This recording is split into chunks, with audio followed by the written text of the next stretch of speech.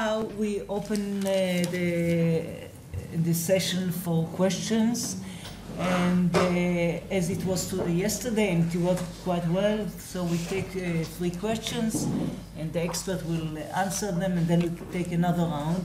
And Nomika, we have time till 12? רבע לאחת? רבע ל-12, okay. You gave me another half an hour because you started late. So 50 minutes only. Okay, so let's take the questions, please. Please, everybody will introduce himself and.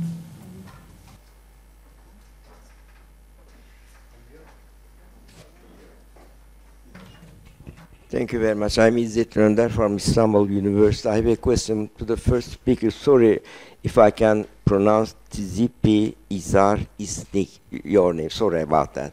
Just one technical question. Now, in speaking about natural resources, there are, I think, 2 problems. One of them may be durable resources, like land, for example. Some others are maybe one, you mentioned one in the very beginning, they are exhaustive resources. So the regeneration rate is very, very important. If they use, the rate of using those resources exceeds the regeneration rate, then it's exhausting for the future generation. So are you making, or in your institute, are you making such calculations or taking all this into account in making your projections and or calculations? Thank you very much. Will you introduce yourself just to know where are you from and what? I'm İzzet Rönder from Istanbul University. Oh, thank you. Okay, please. If it's your question. Thank you. Daniela Kuzu, FES Turkey, based in Istanbul, actually from Germany.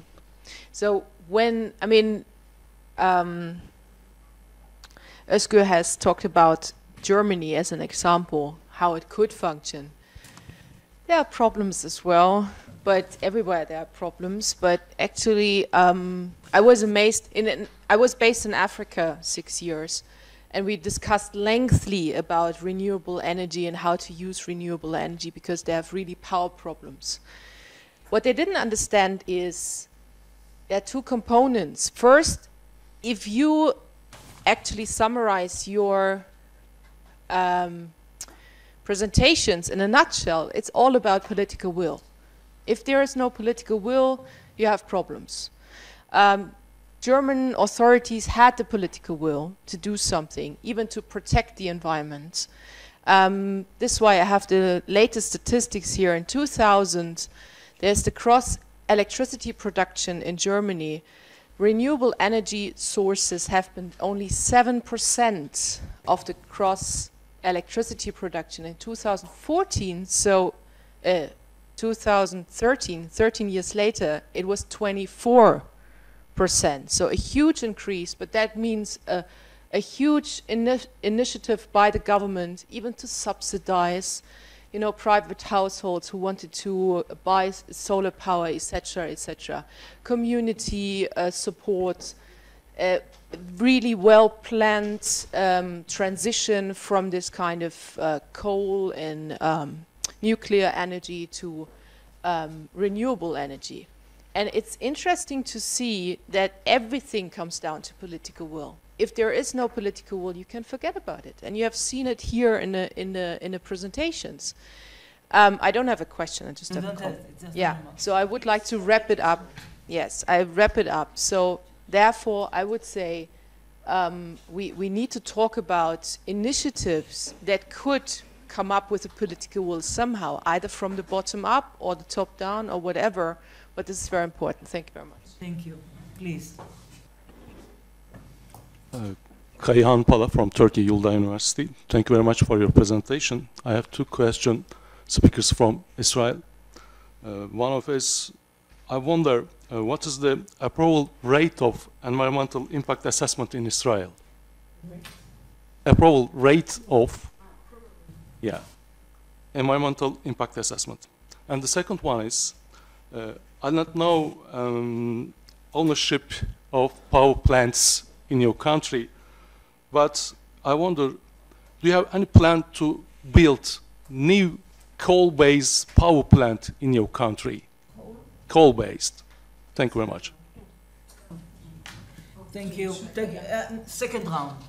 Please, Tzipi, you were the first yes. to be asked. So your question about resources, we're talking about, when we're talking about calculations, economic calculations, we are talking about sustainability, of course, about biodiversity. So it's something that should be taken into account within the decision-making processes.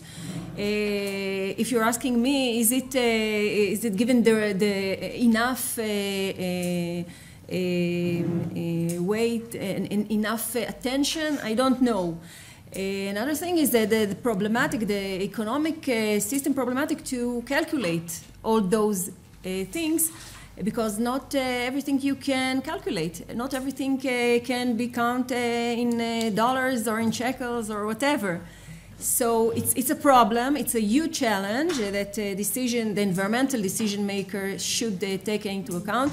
I think that there is a environmental economics that is trying to develop. There's a lot of research trying to develop tools to calculate those things, because finally, when we're sitting with the entrepreneurs, when you're sitting with the companies, corporations that they're looking at their profits, you should talk with them with the same language, so you should try to translate values, environmental values, into economic terms. It's not easy. I think that not everything can be translated into economic terms, so it should be taken into account by other means of decision-making tools. But I think we're in a process of developing, not only in Israel, all over the world. It's a challenge that international conferences are dealing with, a lot of research about this. But you're absolutely right. This kind of consideration should be taken into account. Now, about the question about the risk assessment and about the coal power plant, so there's no plan to, as well as I know, no new plan to build a new coal power plant. The last one was when I was in my former role as the executive director of the NGO, where we fight against trying to initiate a new coal power plant in the south. We thought that when there are so many natural gas around here, it's not logical to build polluting a new plant. And after 10 years, when it was a huge public debate, yes, it was also a legal debate. We went to Supreme Court twice. Finally, I think after 10 years, the decision has changed, and the coal power plant is going to be based on natural gas, but it has the option when there's a crisis or something like this to switch it into coal. But actually it's going to be electricity produced by natural gas. Now about the risk assessment, the situation is the same as Mickey mentioned, that the private companies is doing the risk assessments. But I think the difference is that there is more public participation in Israel, mostly due to professional environmental NGOs. That has, it also answers your problem, that have their own experts. It's not outsourcing, it's their own experts that are working in the NGO organization, and they can check all the risk assessments, the environmental risk assessment, and there's objection, and if the committees, the construction committees are approving a risk assessment which is not correct, which is not right, we have the right the standing to go to court. We take them to court by the law, and we've done it many times. And so I think the situation is quite different regarding this aspect. And about political power, you agree, right? It's of all course. about politics. Yeah, I want to say about the environmental impact assessment that although it's the rate is high, I mean, almost everything is passing, it's only after a very long process, whereby the minister, first of all, learn about the whatever it's going, you know, it's a small country and we have different things and not a lot of people in the ministry, so they learn from the environmental impact assessment about what is going on, and then it's transparent, so anybody can come and say whatever they want, and then they change it accordingly.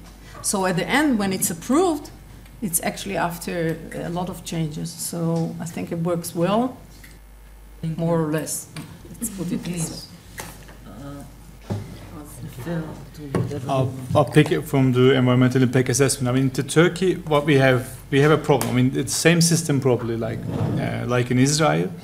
The government is only just like checking the final report and approving. And this is what's been happening in Turkey, like 98% of the reports like approved by the government. But if you take them to court, I don't remember the figures, but probably 50 or 60% of approved reports, just like, you know, just rejected by the court. So, and also during the process, we do have problems, like I pointed out just one of them, one example. I mean, there isn't any like participation meeting. It's just nothing has been done, but like, you know, in the report, you can see it as it has been properly done. So there is no like trust in government. I mean, as a journalist, a company comes and tells me, look, I have an even environmental impact assessment report. I would just say, well, you know, it doesn't mean anything to me. They already lost the trust because the whole structure is just like collapsed in Turkey. So that's why there are a couple of ways. I mean, the companies, I think the government, if they want to do, they can handle the environmental impact assessment report. I kind of disagree with you, but why? Because these companies I know, they're actually small companies. Normally they have like maybe 5 or 10 staff. But when they have the order, for example, like a nuclear power plant, then they start to hire lots of experts to prepare the report for like 1 year, 6 months and everything. So in my point of view, the government can do the same. Would it change anything in Turkey? No, because I don't trust in government either. So then I need maybe additional power, like additional auditors from maybe like Chamber of Environmental Engineers, independent body, you know, or maybe Chamber of Environmental Electrical Engineers, like the bodies we could trust, or maybe like experts from the NGOs, you know, some big NGOs can have a expertise. So we have to find a different way in Turkey because it really doesn't, I mean, work at the moment. So only makes, you know, some companies makes money out of it, and the government also likes takes some small fees. And just one thing when I have the microphone, in Germany, yes, it's even 28% now, the renewable energy percentage is going up. I absolutely agree with you. This is the political will we needed. I mean, also, but there is a kind of an opportunity in Turkey. And like a couple of my close friends, now we are thinking of possibility of, you know, establishing an energy cooperatives. I am doing the lobby work at the moment. Probably I won't be involved, like because of position, I don't know. But like when we start to talk to some officials in the government, they are interested in it as well, because they see it as like a free market again. So, you know, if you tell them like don't privatize anything, they will be just like very strong and then saying no to you. But when you talk about like I'm public cooperative, you know, I want to take part of like generating electricity, which actually is in line with the long-term policy of Turkish government when they want to liberalize the electricity market, which will end up as like consumer, householder, I would choose my electricity company. In like 5 or 10 years time in Turkey it will come, I can see it. I will choose the electricity company, which one I want to get my electricity. Then that time I want to actually have a chance to choose the electricity company produce electricity only from renewables. This is my choice. I'm green, and you know I don't want to pay fossil fuel companies. So the cooperatives can work also this way as well. You can not only generate electricity, you can also establish a wholesale company, and then you know like organic food. If you go to market, you can have electricity too. And the last comment on, I mean, when you said like you cannot build big fire, you know, like fossil fuel power plants and everything. Well, that's the point actually. I don't want to build any fossil fuel power plants. Well, to be honest, there are examples in Denmark especially. They have huge wind farms owned by a community. Because if you're like 1,000 people and then putting like 10,000 euros each, then you can have even big power plants too. That's a possibility, you know, it's wide open. But, I mean, my point is actually having some small local and renewable stuff. And because the community building something next door. You know, it's like the famous saying, like NIMBY, not in my backyard. It works actually in this way. If you build a coal power plant in the farthest part of the country, then people in Istanbul, they don't say anything. But when the coal power plant comes to your garden, then they say no. So that's why the community power works in this way as well, because they want to build something close to their house or community, then they wouldn't want to go for the natural gas or coal power plant anyway. So it's like a kind of a self-control system. Thank you, thank you. Second round, another three questions, please.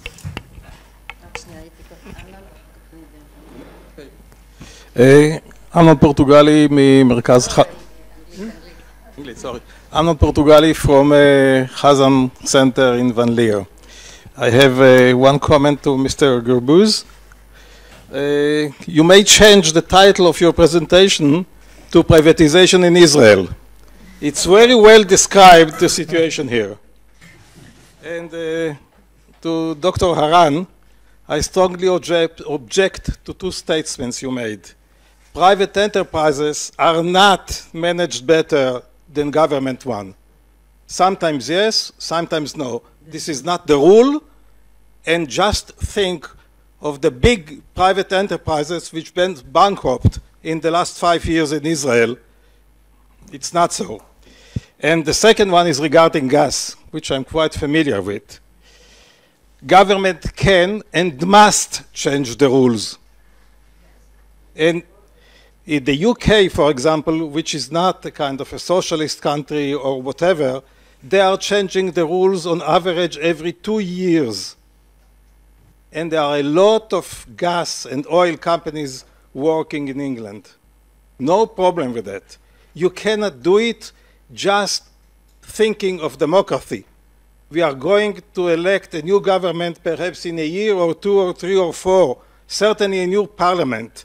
You cannot tie the hands of the new parliament. It can change the rule. That's his obligation. And the only thing you do when you promise the gas companies not to change the rules is to give them a very good reason to go to an international court and sue Israel and win. We can't do it. Thanks. Thank you. Very provocative. Thank you. Thank you for the two presentations and the comments. Please, It's Hagal Noor from the Van Leer Institute. I would like to make a comment regarding water. I think it's interesting. I'll make it short and emphasize something which I think is important for both Israel and Turkey or other countries. I agree that the water situation in Israel is a miracle. But even in the Holy Land, miracles have to be looked into very carefully, believe me. It's not perfect. Very carefully. In the beginning, there was a government corporations in the area of water, and they performed the miracle. The Ministry of Agriculture, the two companies, Tahal and Mekorot, they managed to get Israel to get water in Israel, support agriculture, support the environment. This was done by government, Up to the 70s, there was no water problem in Israel. Then, in the 80s and 90s, to make it short, there was a big confusion because they thought that they knew everything about water, and instead of going outside and looking to the new technology of brackish water into purifying sewage water and so on, they tried to find all kind of solution. By the way, including buying water from Turkey. An agreement was signed and later not activated, and compensation was paid to a Turkish company. I don't know if you heard about that. It was a total confusion. By that time, the desalination technology enabled a rather, not very cheap, but it changed so much that it became profitable. Now that's the point where the government made a total misunderstanding, or I think, in my opinion, misunderstood the situation. Why use private companies? The infrastructure is here. You know, it's a small country. Why not create 3, 4, 10 small little corporation, government corporation, local corporation to produce the water? It's so profitable that all those private companies, why is it profitable? Very simple. Those private companies, this is the miracle that you mentioned, are using for free the infrastructure. They don't have to distribute the water. They don't have to build anything.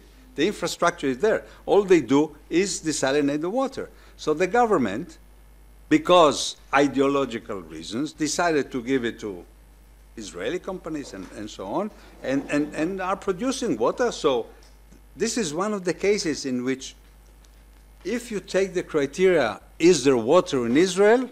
You say yes. Is it very good? Yes. Is it a justification for privatization of water desalination? No. No. Why not use government, corporation, small local corporation, regional? Second point, very briefly, those regional corporations that were established. 56 in a small country. Why? Because this was a way for the Ministry of Finance to start the privatization process. Obviously, they cannot be efficient, can they? So now they are saying, well, 56 is not efficient, and they want now to privatize it and give it to some other things. And I'm very sorry that many Israelis buy the argument that the local authorities were inefficient because they used some of the money that they got from distributing water for other purposes. True. Why did they use the money from water distribution for other purposes? Because the Ministry of Finance calculated that it's better for the Ministry of Finance to have those local authorities use this extra money instead of giving them the money. So it's a false allegation. You ask the local authorities to actually pay or use all the revenues for water purposes. And again, and I'll finish with it. It is possible to have local authorities, have community, with some business, some local thing and so on, without now, which is going to be the next move, getting some outside companies to do it. Thank you. Thank you. Thank you. And the last one, please, anybody? Anybody a comment, a question? Yeah? It's not a must. We have 5 minutes. We are closing this session. Too late. Sorry. But you started. I didn't see you. Sorry. Maybe. Presentation and comments. I'm very clearly at the side of against the privatization of the all kind. I think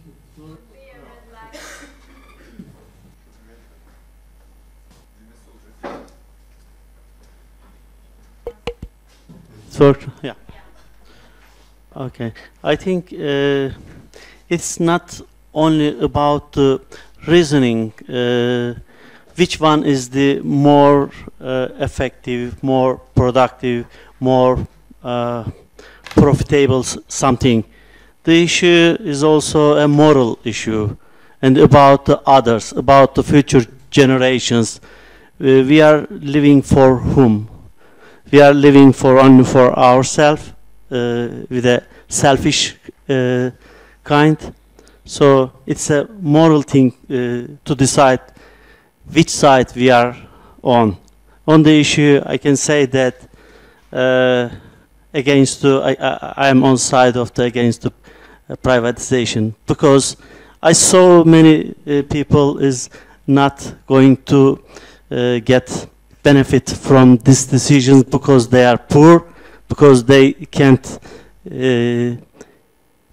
buy this product because of the benefit aims of the companies. All samples provide this situation. So we should maybe think more, is this moral or humane, the decision we have reached? Thank you. Thank you. And last one, do you want to thank you. Just shortly. Very short. Sorry, but we were here at 9:30 and the session sorry, started but there late. was a So, traffic. okay, very shortly. I'm cutting it short. My comments that will go to Özgür, I will make it separately during the break. Just, I would like to learn a little bit about this aquaculture, which we are unfamiliar of. Because you mentioned aquaculture, we Googled it and we learned that it's something related to the preserving of the environment, and Economy Ministry is responsible for it, and we specifically wondered what is being done there, and it's very important. And why is it tied to the Economic Ministry? Thank you. I told, Yeah. maybe, okay. There were two comments and one question to you. So, start, you want me to start? Yes.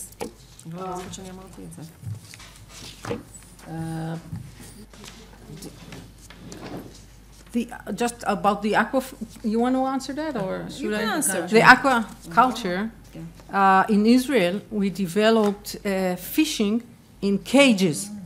Now, if you put the cages in a place where you don't have a lot of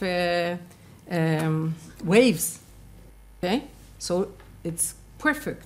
Let's say in the Bay of Eilat, the water is warm, no waves, you know, it's surrounded by land, so the fish are thriving, okay? Fishing. Yes, that, wait, but if you have fishing cages in a very narrow bay, which has one of the most beautiful places in the world with the coral reef, the most northern coral reef in the world, then you ruin it, because thousands and thousands of fish, you have a lot of sludge coming out of that, okay? So there was one strong prime minister who said, this will be stopped after 20 years not 20, maybe 10 years in court. Again, and they didn't have a license, they do have a license. Will they come out? Will they not come out? Again and again and again, the NGO, the Ministry of the Environment, until one the decisive prime minister, like you said, political will, said this will be stopped. This is one of our, belongs to the public. It's important for tourism, and we don't want fish there. And they're out. Okay, now they are in the Mediterranean, but it's a totally different story. Okay, I'll relate That's to, the fish, to but the second, maybe to the second point of this point. The second aspect of this point.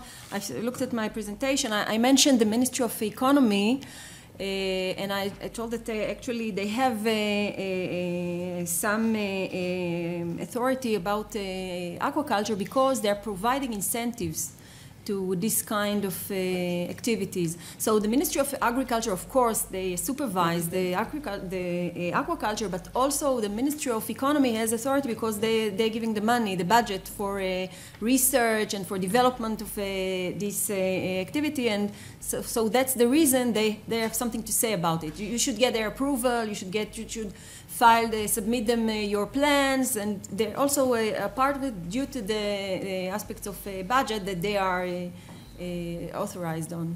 Okay. Okay. I want to answer just to make it clear. When I say change the rules, of course, at a certain point you have to make the rules, and that may take a while. But it should take a certain amount of time because industry really cannot work when the rules are changing all the time. As you said, they go to court. So at a certain point, somebody has to say, that's it, this is what we decide. And now these are the rules that they're going to have, if you want, 4 years, 5 years, they get 7 years, 3 years, whatever. I'm not saying now about the details. I'm saying it should be a certain amount, reasonable amount, not 20 years. Forget about it. I don't agree with years in this. Okay, 10 years. It's not so bad, whatever. But it has to be. That's it, a thing, and then you change it only when you can, unless something terrible happens. Now, the difference between the water and the gas is that in the gas, the ministry did not have any experts. Each one could say something and you listen to him. One day you listen to the Ministry of Environment, and one to the Ministry of that, and one to the Ministry of that. In the water, they were very strong. the water commissioner and later the authority strong. Nobody, no minister there, I don't know how it is today, but would tell the guy, you know, you don't understand anything, I am the minister now and I'm going, no way. They were very strong, relatively, of course, not the, and so they were able to come up with rules. You can be against, you can be, okay, it was for the public for a while, let's say that the prices went up, but then went down because of the outcry. But the prices that went up, now people are saying this is the only country in the world where you pay what the water costs.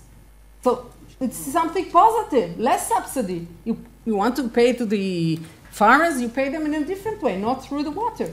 And as to your, I have to, you say that instead of big desalination, you should have small ones, but you see that the problem with the unions is it's many small ones that everybody says it's no good. So I kind of, it's more efficient if you have a huge desalination, you get a lot of money. Okay, one big government corporation, that's not the point. No, but what I'm saying is that when you have a big operation, it's more efficient. There's no question about that. The price of water is more efficient. There is a question about that. That's exactly no, because you already have the carrier, the national carrier, the water carrier. So you only have to hook to it, and if you have a big one, economically, you can produce the water at a lower price. And it's very problematic in Israel to have a lot of small businesses. Probably would not, by now we wouldn't have enough water.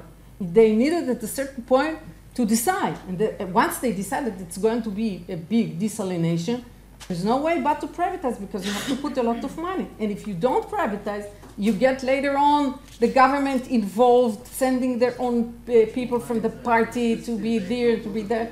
And so, Mickey and we're not going to go on in the coffee break. In the coffee break. Two minutes. 1 minute. He asked. Okay, 1 minute. 1 minute, and all right. I'll give you. Just the one thing I have to correct it because about Turkey's, the privatization income. I mean, it was a comment that that we have generated lots of income. Yes, it's important for the government. Yes, but it's arguable because we could, generate more income. This is like a questionable in Turkey. Some of the assets sold very cheap prices to someone they know. And the second thing, all about what I'm saying. I mean, we care about energy issues or energy and environment issues. Only one thing, first of all, generating from which sources? We have to go for renewables and everything. But now we have two more things.